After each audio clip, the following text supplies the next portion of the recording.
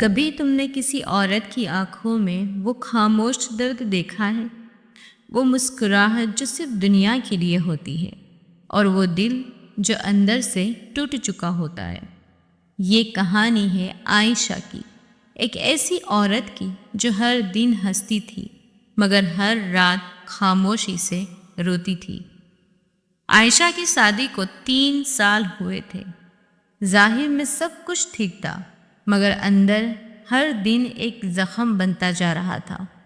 صبح چائے بناتی، فہد اس کا شوہر موبائل میں مصروف رہتا، نہ سلام، نہ بات، نہ نظر۔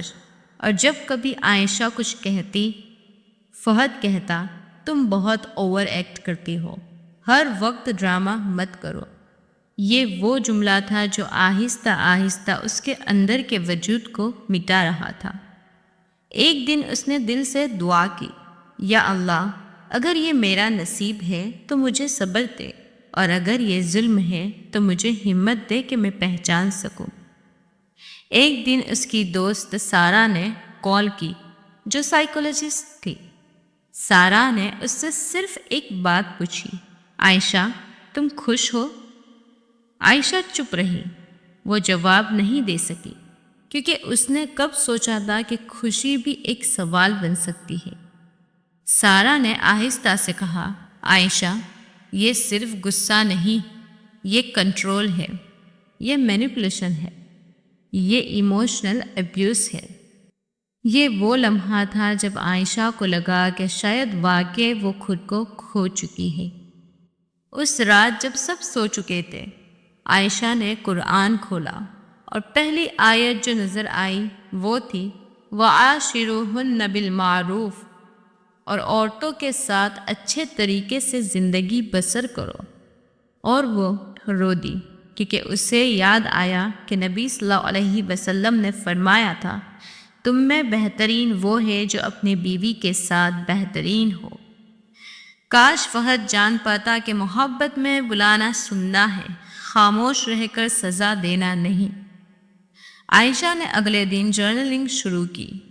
پہلا جملہ لکھا، میں اللہ کی بندی ہوں، کسی انسان کی پراپرٹی نہیں۔ اور وہ روز لکھتی گئی، اپنے دکھ، اپنے خوف، اپنی چپ۔ ایک دن اس نے تھیراپسٹ سے ملاقات کی اور تھیراپسٹ نے پوچھا، عائشہ تم صبر کر رہی ہو یا ظلم برداشت کر رہی ہو؟ یہ سوال اس کے دل کے اندر گونج گیا۔ اسلام نے صبر کو عبادت کہا ہے، لیکن ظلم پر خاموشی کو نہیں۔ قرآن کہتا ہے، اللہ ظالموں کو پسند نہیں کرتا۔ عائشہ نے تھیراپی میں سیکھا، باؤنڈریز بنانا گناہ نہیں ہوتا، یہ ایمان کی علامت ہے۔ وہ اب خود کے لیے کھڑی ہونے لگی، ہر رات سجدے میں گر کر کہتی، یا اللہ مجھے وہ عزت دے جو تو نے میری فطرت میں رکھی ہے۔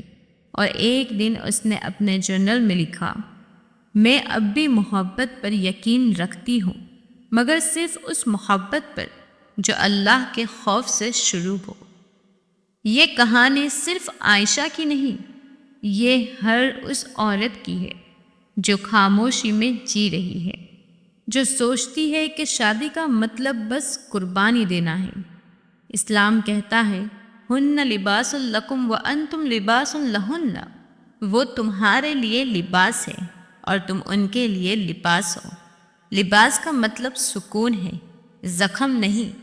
اگر تم وہ عورت ہو جو ہر رات خاموشی سے روتی ہے تو یاد رکھو، اللہ تمہاری آہ بھی سنتا ہے۔ اور اگر تم وہ مرد ہو جو بیوی کے احساسات کو کھیل سمجھتے ہیں تو یاد رکھو، نبی صلی اللہ علیہ وسلم نے فرمایا، عورت اللہ کی امانت ہے، جس نے اس کے ساتھ بدسلوکی کی اللہ اس سے سخت حساب لے گا۔ اے اللہ، ہر اس عورت کے دل کو شفا دے جو رشتوں میں ٹوٹ چکی ہے، ہر اس گھر میں رحمت نازل فرما جہاں محبت کی جگہ خاموشی ہے، اور ہر مرد کے دل میں نبی صلی اللہ علیہ وسلم جیسی نرمی پیدا کرتے۔